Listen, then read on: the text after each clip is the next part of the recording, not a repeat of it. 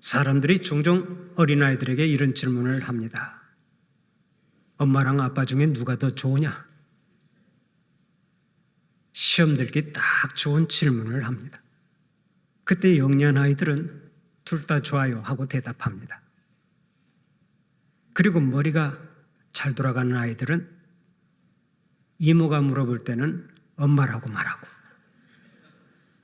작은아버지가 물어보면 아빠라고 대답한다고 하지요. 사실 이런 질문은 좋은 게 아닙니다. 아이들을 시험에 들게 하고 갈등하게 만드는 질문은 결코 좋은 질문이 아닙니다. 우리 성도들은 잘 참고하시기를 바랍니다. 그런데 오늘의 본문을 보면 한 율법사가 예수님께 이와 유사한 질문을 던집니다. 선생님, 율법 중에서 어느 계명이 크니까? 율법사가 이런 질문을 던지게 된 배경이 있습니다. 그 당시에 유대인들은 입에서 입으로 전해오는 구전적 계명과 기록되어 내려오는 성문적 계명을 다 지켜야 했는데, 그 중에서 어떤 계명이 가장 큰 계명이냐 하는 것이 항상 논쟁거리였습니다. 총 613개나 되는 계명을 잘 정리해서 248개의 적극적인 계명과 365개의 소극적인 계명을 문서화한 것은 좋았지만, 그 계명들을 중한 것과 경한 것으로 분류하면서 늘 논쟁거리를 제공했던 것입니다. 그런 상황에서 한 율법사가 예수님을 찾아와 질문을 던진 거예요. 선생님, 율법 중에서 어느 계명이 크니까? 613개나 되는 계명 중에서 어떤 계명이 가장 큰 계명이냐고 물었습니다. 여러분, 이 질문이 얼마나 한심한 질문입니까? 우리가 아는 대로 계명은 해석하기 위해 존재하는 것이 아니라 지켜 행하도록 하기 위해 존재하는 것이기 때문입니다. 그런데 본문에 나오는 한 율법사는 그 많은 계명 중에서 어떤 계명이 가장 큰 계명이냐고 묻습니다. 어느 계명이 중하고 어느 계명이 경합니까? 율법사는 율법의 진정한 의미를 이해하고 그것을 지키려는 노력보다도 오로지 율법의 경중만을 따지는 일에 몰두했던 것입니다. 그러니까 이 율법사에게는 그 율법을 해석하는 것이 중요하지 율법을 지켜 행하는 일에는 별 관심이 없었다는 얘기입니다. 그러면 오늘 예수를 잘 믿는다고 자부하는 우리 성도들은 어떻습니까? 하나님의 말씀을 들을 때마다 항상 실천에 옮기는 일로 고민하고 계십니까? 아니면 아는데 만족하고 계십니까? 많은 성도들이 하나님의 말씀을 아는 것으로 만족해합니다. 하나님의 말씀을 듣고 지켜 행하려는 노력보다는 그저 말씀을 해석하고 이해하는 수준에서 만족하려고 합니다. 여러분, 이런 수준에 머무른다면 그것이 무슨 소용이 있겠습니까? 하나님의 말씀은 해석을 위해 존재하는 것이 아닙니다. 하나님께서 주신 말씀은 처음부터 끝까지 지켜 행하도록 하기 위해서 존재하는 것입니다. 한번 따라서 해봅시다. 하나님의 말씀은 순종하기 위해 듣는 것이다. 오직 순종하기 위해 듣는 것이다. 아멘입니까? 하나님의 말씀은 오직 순종하기 위해서 듣는 것입니다. 어쨌든 말씀은 순종하기 위해서 듣는 것인데, 한 율법사가 질문을 하니까 예수님께서 모든 계명을 축약해서 한마디로 말씀하십니다. 내 마음을 다하고 목숨을 다하고 뜻을 다하여 주 너의 하나님을 사랑하라 하셨으니 이것이 크고 첫째 되는 계명이요 둘째도 그와 같으니 내 이웃을 내 자신같이 사랑하라 하셨으니 이 두 계명이 온 율법과 선지자의 강령이니라. 예수님의 말씀은 너무나 분명하죠. 하나님 사랑과 이웃 사랑이 가장 큰 계명이라는 것입니다. 위로 하나님을 사랑하고 아래로 이웃을 사랑하는 사람만이 한 생을 성공적으로 살아갈 수 있다는 말씀입니다. 그렇다면 오늘 하나님의 사람이라고 자부하는 여러분들은 주님께서 주신 이 계명을 잘 지키며 살아가십니까? 오늘은 다시 한번 하나님께서 주신 핵심 계명을 생각해 보면서 함께 은혜를 나누고자 합니다. 하나님께서 주신 가장 큰 계명이요 핵심적인 계명이 무엇입니까? 첫째로 하나님을 사랑하라는 계명입니다. 하나님을 사랑하라. 오늘의 본문 37절 38절을 보면 이렇게 말씀하시죠. 예수께서 이르시되 내 마음을 다하고 목숨을 다하고 뜻을 다하여 주 너의 하나님을 사랑하라 하셨으니 이것이 크고 첫째 되는 계명이요. 예수님은 분명히 말씀하십니다. 내 마음을 다하고 목숨을 다하고 뜻을 다하여 주 너의 하나님을 사랑하라. 우리가 한 생을 사는 동안 우리는 마음을 다하고 목숨을 다하고 뜻을 다하여 하나님을 사랑해야 한다는 것입니다. 왜 그렇습니까? 나같이 죄 많은 인간을 특별히 사랑하시고 하나님의 자녀로 삼아주셨으니까 우리가 하나님을 사랑해야 마땅하다는 말씀입니다. 로마서 5장 8절을 보면 오늘도 이렇게 말씀합니다. 우리가 아직 죄인 되었을 때 그리스도께서 우리를 위하여 죽으심으로 하나님께서 우리에 대한 자기의 사랑을 확증하셨느니라. 하나님의 놀라운 사랑은 십자가에서 이미 증명되었다는 것입니다. 누가 내가 진 빚 1,000만 원만 갚아줘도 참으로 고마운 일인데 갚으려고 해야 도무지 갚을 수가 없는 죄의 빚을 예수님이 죽음으로 대신 갚아주셨으니 얼마나 감사한 일입니까? 사랑하는 우리 성도들은 하나님의 은혜에 늘 감사하는 자들이 되시기를 바랍니다. CCM 중에 이런 찬송이 있습니다. 한량없는 은혜, 갚을 길 없는 은혜, 내 삶을 에워싸는 하나님의 은혜. 하나님의 은혜는 갚으려고 해도 갚을 길이 없다고 고백합니다. 왜 그런 줄 아십니까? 우리가 돈을 빌렸으면 돈을 갚으면 끝납니다. 이자까지 쳐서 충분히 갚으면 그것으로 끝나는 것입니다. 그러나 나를 위해 십자가 위에서 피 흘려 죽으신 주님의 은혜는 내가 도무지 갚을 수가 없는 거예요. 내가 죽어야 하는데 어떻게 그 빚을, 그 은혜를 갚을 수 있겠습니까? 바로 이것 때문에 우리는 주님의 사랑과 은혜에 늘 감사해야 한다는 것입니다. 그러면 우리가 어떻게 하나님의 은혜에 감사하고 하나님을 사랑해야 합니까? 우리 주님은 말씀하십니다. 내 마음을 다하여 주 너의 하나님을 사랑하라. 먼저 마음을 다하여 사랑하라고 말씀하시죠. 이 말씀은 최선을 다하여 하나님 중심으로 살아가라 하는 뜻을 가지고 있습니다. 하나님을 마음 한가운데 모시고 하나님께서 기뻐하시는 삶을 살아가라는 얘기입니다. 결국 무엇을 하든지 하나님의 영광을 위해서 하라는 것입니다. 그렇습니다. 무엇을 하든지 하나님의 영광을 위해서 살아가는 것이 진정으로 하나님을 사랑하는 것이 되는 겁니다. 그렇다면 이제 분명히 아십시오. 우리가 왜 가정생활을 합니까? 하나님의 영광을 위해서입니다. 우리가 왜 자녀교육을 시킵니까? 궁극적으로는 하나님의 영광을 위해서입니다. 우리가 왜 직장생활을 합니까? 하나님의 영광을 위해서입니다. 우리가 왜 사업을 합니까? 그것도 하나님의 영광을 위해서입니다. 우리가 하나님의 영광을 위해서 살아가는 것이 하나님을 진정으로 사랑하는 것입니다. 그런데 이렇게 하나님의 영광을 위해 최선을 다해 살아가면 하나님의 영광이 높이 드러나고 우리는 큰 복을 받게 되는 줄 믿으시기 바랍니다. 오직 자기를 위해서만 사는 사람은 마지막에 인생의 험으로 끝납니다. 왜 그런 줄 아세요? 우리가 소유하고 누리고 있는 것들이 언젠가는 다 없어지기 때문에 그렇습니다. 그러나 하나님의 영광을 위해서 살아가면 그 모든 것이 단 하나도 없어지지 않습니다. 모든 것이 하늘나라의 상급으로 쌓이기 때문에 그런 거예요. 지금 여러분들이 하나님의 영광을 위해서 그 무엇인가 아름다운 일을 행하고 주님의 몸된 교회를 잘 섬기면 그것이 하늘나라에서 해같이 빛나게 되는 줄 믿으시기 바랍니다. 다음으로 뜻을 다하여 하나님을 사랑하라 하고 말씀하고 있죠. 뜻을 다하여 주 너의 하나님을 사랑하라. 여기서 말하는 뜻이 무엇입니까? 누가복음에서는 뜻을 다하여라는 말씀 대신에 힘을 다하여라는 말씀으로 기록되어 있습니다. 둘 다 동일한 말입니다.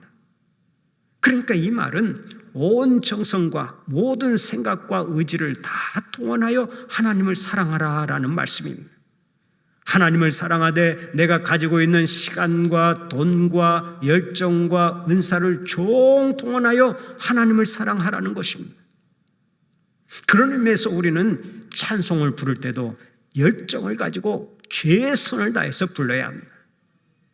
살다 보면은 찬송하고 싶지 않은 때도 있습니다.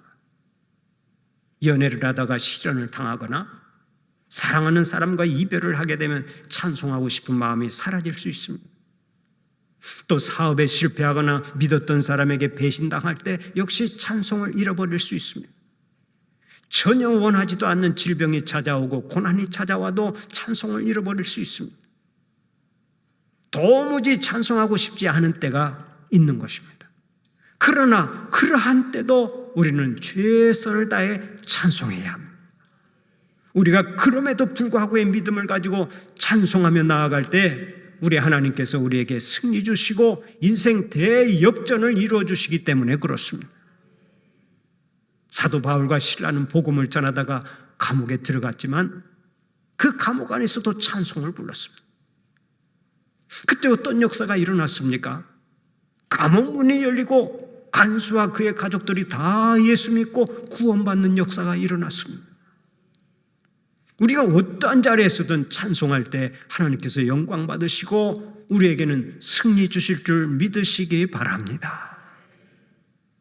또 하나님을 사랑하는 사람들은 예배도 정성껏 드려야 합니다.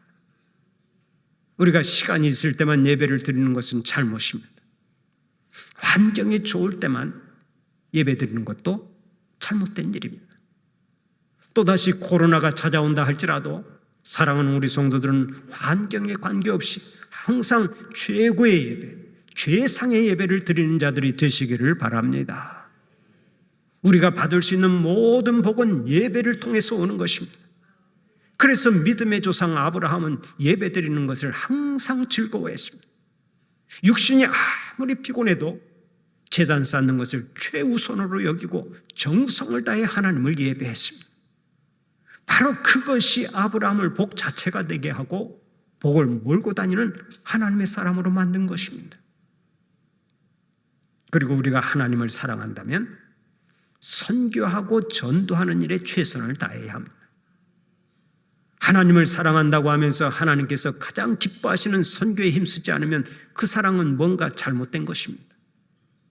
사도 바울은 부활하신 주님을 만난 뒤에는 선교하는 일에 삶 전체를 바쳤죠.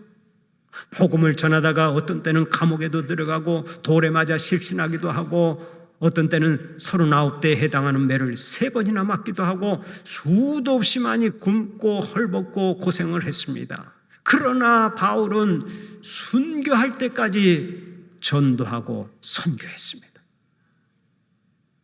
하나님을 사랑하는 사람은 하나님께 예배드리는 일을 생명처럼 귀하게 여기지만 동시에 하나님께서 가장 기뻐하시는 선교에 최선을 다하는 것입니다. 우리 교회는 국내외적으로 선교를 많이 하는 교회입니다. 아프리카나 태국, 네팔, 캄보디아, 필리핀 등 해외에 많은 선교사를 파송하고 지금 열심히 지원하고 있죠. 특별히 작년에는 아프리카 우간다와 루안다, 탄자니아 등의 많은 학교를 세우고 고아원을 세우고 수도시설을 설치해 주었습니다. 올해도 계속해서 선교의 지경을 넓혀가려고 하는데 우리가 선교의 전력을 다하는 이유는 이 일을 하나님께서 가장 기뻐하시기 때문에 그렇습니다. 해외 선교뿐만이 아닙니다. 우리 교회는 국내 선교에도 아주 큰 열심을 내고 있습니다. 우리가 돕는 국내 어려운 교회와 선교기관, 학교 등을 헤아리면 그 숫자가 수십 개나 됩니다. 현재 우리나라의 기독교인 퍼센티지가 25%입니다. 그렇다면 아직도 불신자가 75%라는 얘기입니다. 대한민국 국민의 4분의 3이 하나님을 믿지 않는다면 우리는 계속해서 전도하고 선교해야 하는 것입니다. 하나님을 믿지 않는 사람들은 가는 길이 다 정해져 있습니다. 인생의 주인 되신 하나님을 믿지 않으면 그 마지막이 멸망이라고 성경은 말씀합니다. 기차가 레일 위를 벗어나면 탈선하게 되어 있고 물고기가 물을 떠나면 즉각 죽음의 그림자가 찾아오는 것처럼 인간은 인간을 창조하신 하나님을 떠나면 반드시 멸망으로 끝나는 것입니다. 19세기 말에 여자의 일생, 비계덩어리 등등 유명한 단편 소설을 쓴 프랑스의 자연주의 작가 모파상이라고 하는 사람이 있습니다. 이 사람은 본래 신학교에 들어갔는데 중간에 퇴학을 당했습니다. 그는 신앙과 완전히 결별해버리고 하나님 없는 인생을 살아가기 시작했습니다. 그러나 문학의 뜻을 두고 정진해가면서 딱 10년 만에 유명한 작가로 등극하게 되었습니다. 그로 인해 많은 인기를 얻고 돈도 많이 벌었습니다. 하루아침에 돈방석에 앉은 그는 지중해에서 요트를 타고 놀았습니다. 노르망디에는 대저택을 마련하고 파리에는 호화 아파트를 사놓고서 쉴 새 없이 애인을 바꿔가며 인생을 즐겼습니다. 그럼에도 불구하고 비평가들은 그에게 끝없는 찬사를 보냈습니다. 많은 군중들이 그를 흠모했습니다. 그는 부족함이 없는 듯 했고 최고의 성공자로 보였습니다. 그런데 그는 그 인생 최고의 정점에 이르렀을 때부터 갑자기 안질병과 불면증에 시달리기 시작했습니다. 마음이 불안하고 만사가 두렵고 인생이 불행하다는 생각에 사로잡혀 살았습니다. 그러던 어느 날 새해가 밝았지만 그는 삶의 의미를 찾을 수가 없었습니다. 결국 자살을 시도합니다. 그러나 자살에 성공하지 못하고 겨우 목숨을 건집니다. 그 후 그는 정신분열증 때문에 정신병동에 입원하게 되었고 거기서 알 수 없는 소리를 외치다가 43살을 일기로 세상을 떠납니다. 너무나 젊은 나이에 세상을 떠났죠. 그의 무덤 묘배에는 그가 말년에 자주 외친 삶의 독백이 다음과 같이 기록되어 있습니다. 나는 모든 것을 소유하고자 했지만 결국 아무것도 갖지 못했다. 하나님을 떠난 인생은 아무리 많은 것을 소유한다 할지라도 그 마지막에 허무로 끝나고 실패로 끝나는 것입니다. 그러므로 우리는 불신자들을 불쌍히 여기고 그들을 속히 하나님께로 인도해야 합니다. 하나님께서는 그 어떤 영혼도 멸망의 길로 가는 것을 원하시지 않습니다. 그래서 예수님을 이 땅에 보내셨잖아요. 예수님은 하나님 아버지의 뜻을 따라 이 세상에 인간의 몸을 입고 오셨고 우리를 구원하기 위해 십자가에 못 박혀 죽으셨습니다. 십자가 위에서 아버지여 저들의 무지를 용서하여 주옵소서, 저들의 죄를 사하여 주시옵소서 하고 기도하시면서 기꺼이 우리 주님은 희생제물이 되셨습니다. 그 놀라운 사랑으로 우리가 구원받고 영생할 수 있는 길이 활짝 열린 것입니다. 사랑하는 우리 성도들은 이 놀라운 소식을 온 세상에 널리 전파해서 죽어가는 영혼들을 건져내고 하나님께 큰 영광 돌리는 자들이 되시기를 바랍니다. 하나님을 진정으로 사랑하면 우리는 전도하고 선교하는 일에 전력을 다해야 하는 것입니다. 두 번째로 하나님께서는 이웃을 사랑하라는 계명을 우리에게 주셨습니다. 오늘의 본문 39절 40절을 보면 이렇게 말씀하죠. 둘째도 그와 같으니 내 이웃을 내 자신같이 사랑하라 하셨으니 이 두 계명이 온 율법과 선지자의 강령이니라. 하나님을 사랑하는 성도가 지켜야 할 계명이 또 하나 있는데 그것이 바로 이웃 사랑이라고 말씀하죠. 주님께서는 내 이웃을 내 몸과 같이 사랑하라고 말씀하십니다. 사실 본문에 나오는 율법사는 두 번째 계명에 관해 물은 바가 없습니다. 그러나 주님은 두 번째 계명까지 그들에게 말씀하십니다. 왜 그런 줄 아십니까? 두 번째 계명이 첫 번째 계명과 무관하지 않기 때문에 그렇습니다. 다시 말씀드리면 하나님을 사랑하는 사람들은 반드시 이웃을 사랑하게 되어 있다는 것입니다. 여러분 이 사실을 어떻게 알 수 있습니까? 요한일서 4장 20절 이하를 보면 이렇게 말씀합니다. 누구든지 하나님을 사랑하노라 하고 그 형제를 미워하면 이는 거짓말하는 자니 보는 바 그 형제를 사랑하지 아니하는 자는 보지 못하는 바 하나님을 사랑할 수 없느니라. 우리가 이 계명을 주께 받았나니 하나님을 사랑하는 자는 또한 그 형제를 사랑할지니라. 눈에 보이는 형제를 사랑할 수 없는 자가 눈에 보이지 않는 하나님을 사랑한다는 것은 한마디로 말해서 어불성설이라는 말씀입니다. 다시 말하면 마음을 다하고 목숨을 다하고 뜻을 다하여 하나님을 사랑한다고 고백했으면 당연히 이웃에 대한 사랑을 실천할 수 있어야 한다는 것입니다. 그러면 우리의 이웃이 누굽니까? 마태복음에서는 그 이웃에 관한 얘기가 구체적으로 나오지 않습니다. 그러나 누가복음에서는 이 율법사들이 또다시 내 이웃이 누굽니까? 하고 묻는 장면이 나옵니다. 그때 예수님은 우리가 잘 알고 있는 선한 사마리아 사람에 대한 이야기를 끄집어내십니다. 그 비유가 어떤 이야기였습니까? 어떤 사람이 강도를 만나 죽게 되었습니다. 그 비유 속에서 누가 진정한 이웃으로 등장합니까? 바로 선한 사마리아 사람입니다. 그는 유대인들에게 멸시받던 사람이죠. 개나 돼지 취급당하던 사람이었습니다.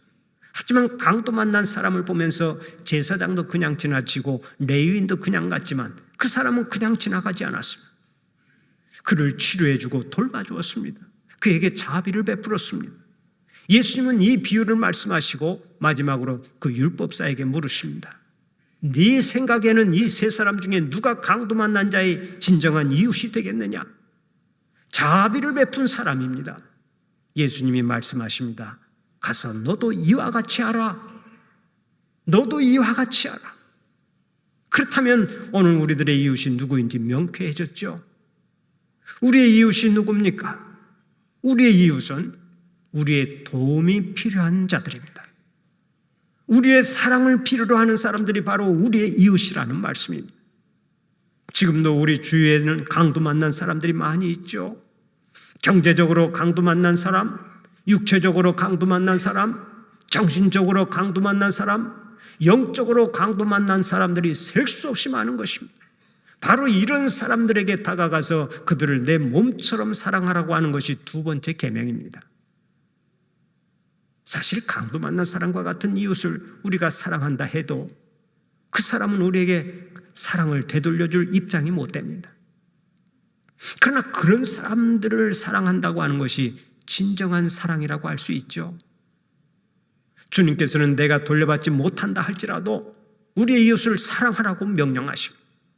내가 사랑을 베풀어도 나의 사랑이 사랑인 줄 모르는 사람까지도 사랑하라고 명령하십니다. 그렇다면 내가 사랑하지 못할 사람은 이 세상에 아무도 없습니다. 누구나 다 사랑할 수 있습니다. 그 이웃 사랑에서 우리가 지금 빼놓지 말아야 할 분들이 있는데 그들이 바로 우리의 부모입니다.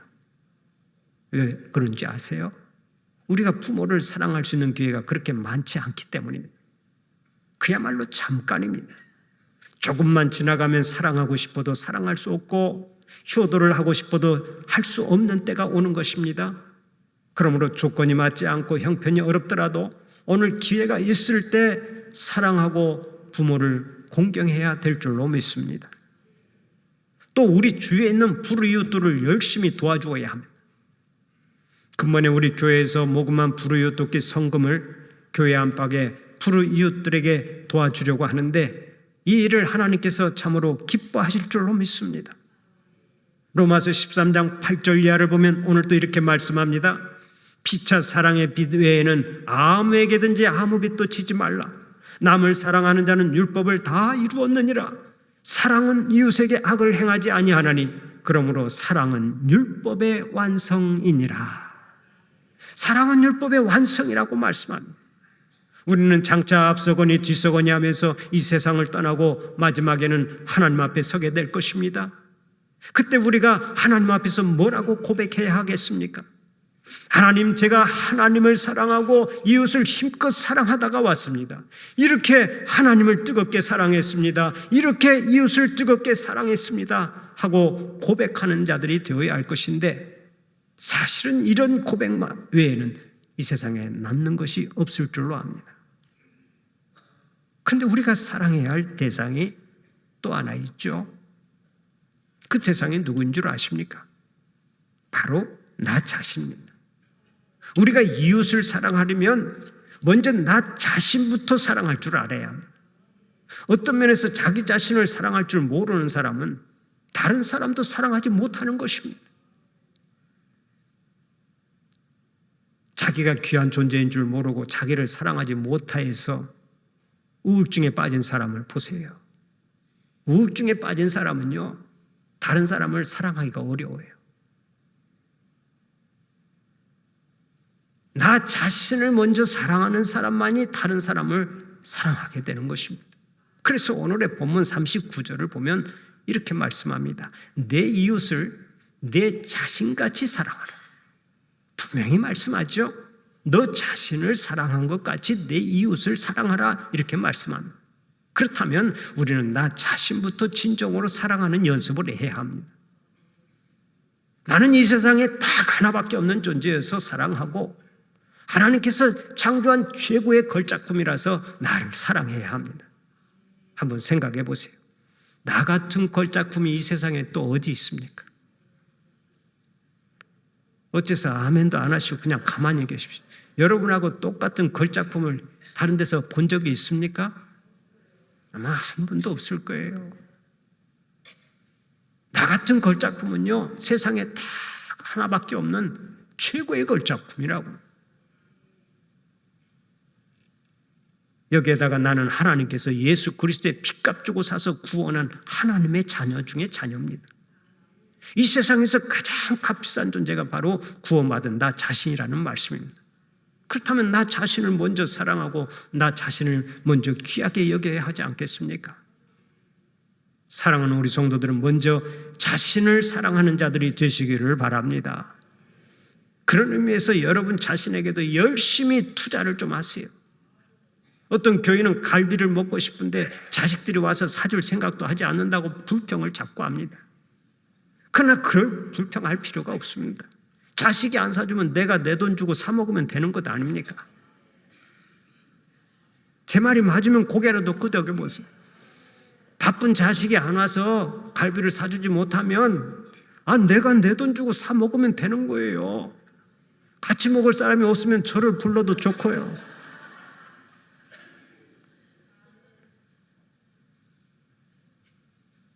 이 세상에서 가장 소중한 나 자신에게 좀 투자를 하세요. 그래야 한 생을 행복하게 살아갈 수가 있고 다른 사람에게 나눠줄 수도 있는 거예요. 천주교 사제인 황창현 신부는 돈이 없으면 집이라도 팔아서 갈비도 사 먹고 여행도 가고 자신에게 투자하라고 목소리를 높이더라고요. 왜 그렇게 강조합니까? 자기 자신을 사랑할 줄 아는 사람만이 다른 사람을 진정으로 사랑할 수 있기 때문입니다. 사랑하는 우리 성도들은 여러분 자신부터 용서하고 여러분 자신부터 사랑하고 여러분 자신부터 축복하고 여러분 자신에게 투자하고 살면서 이웃을 힘껏 사랑하시기를 바랍니다. 하나님 사랑과 이웃 사랑은 하나님께서 주신 최고의 계명입니다. 그래서 우리 교회의 새 표를 하나님 사랑, 이웃 사랑을 실천하는 교회로 정했습니다. 올 한 해 하나님을 예배하고 선교하는 일에 전력을 다해서 하나님 사랑을 실천하고 이웃을 진정으로 섬기고 봉사하면서 이웃 사랑을 실천하는 하나님의 자녀들이 되시기를 간절히 축원합니다.